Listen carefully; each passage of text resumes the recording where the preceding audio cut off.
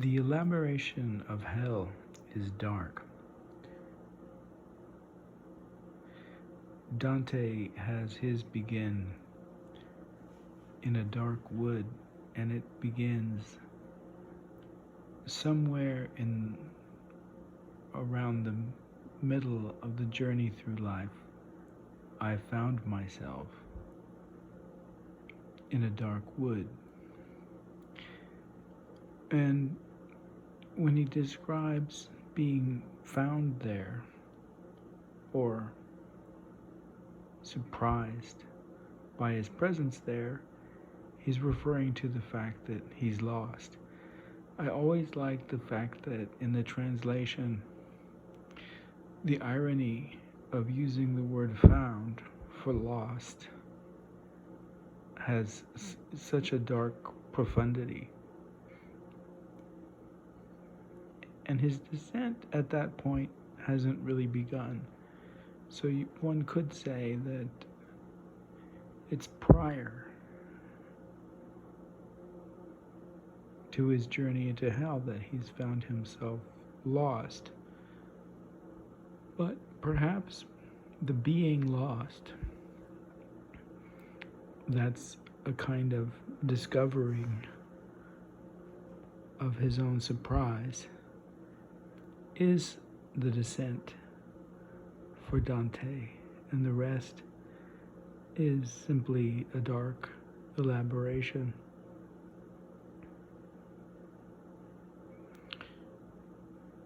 I remember discovering that type of absence of light, and the darkness for me was not so much being lost in the woods as it was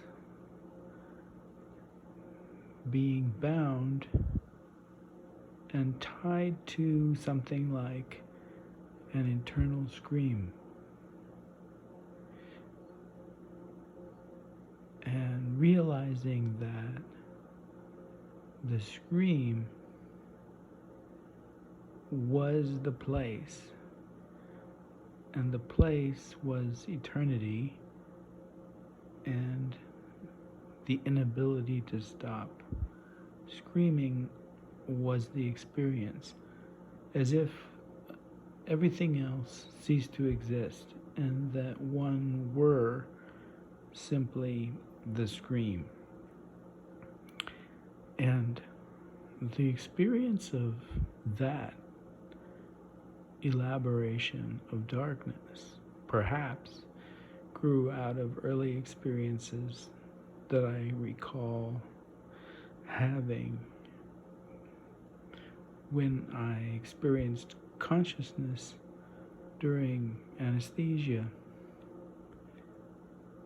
and having the feeling that I was bound and couldn't move, but still experienced the physical pain of the whatever the operation or procedure might have been.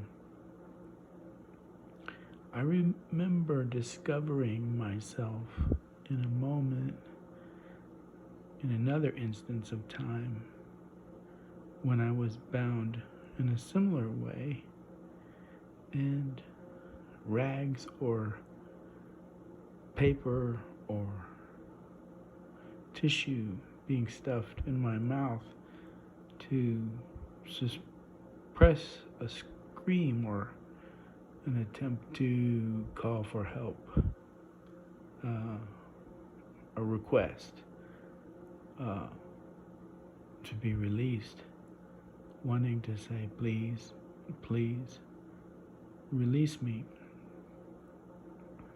but being unable to,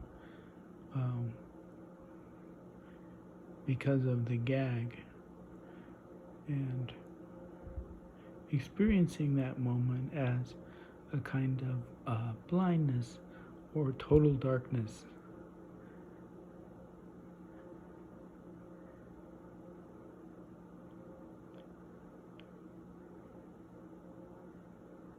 I recall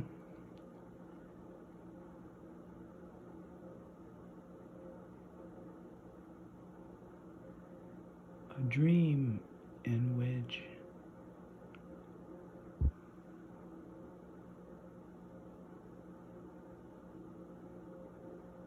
my job is to carry souls from the darkness of hell out of that darkness. And it was a very physical act.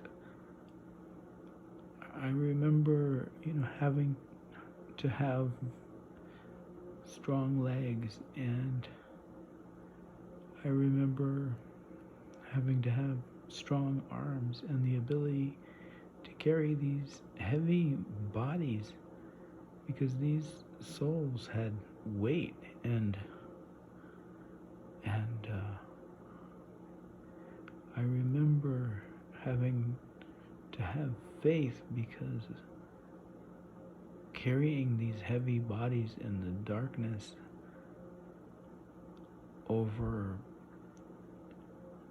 terrain, irregular terrain, rocky and slippery, one had to have courage and faith in order to accomplish this, as well as strength. And I remember in this dream the feeling of commitment to this project, which was essentially endless, because of the length of the journey and the difficulty of carrying the bodies of these heavy souls in this place, and how much longer it took to accomplish this task because of the extreme darkness.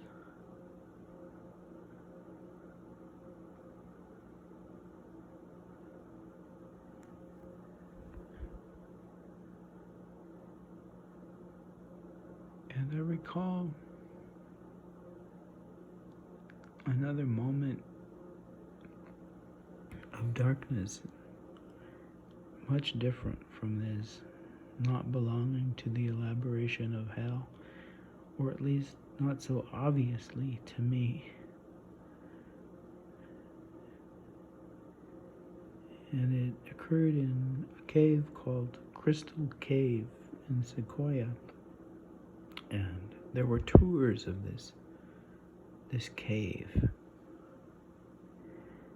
And deep within the tour guide at one point asked everyone to turn off their flashlights. And when they did, it was very dark. And he asked all of us to put our hands in front of our face. And then he said, all of you who can see your hand, raise your other hand.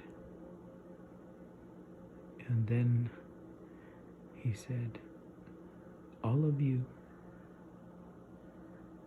who have your hands up are liars, because it is completely dark and it is impossible for anyone to see anything, because there is no light here.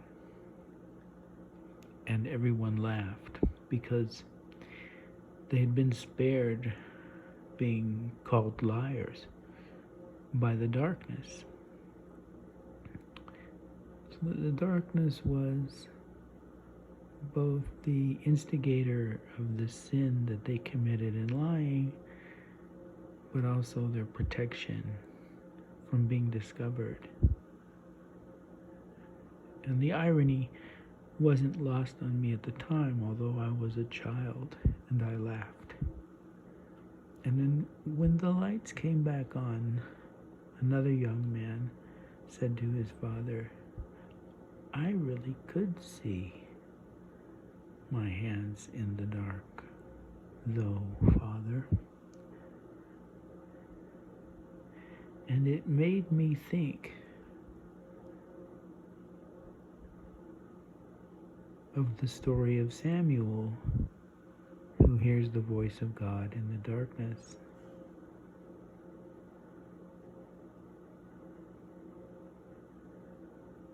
And comes to his teacher and says, "Here I am, that you called me." And his teacher says, "I did not call you. Return to your sleep."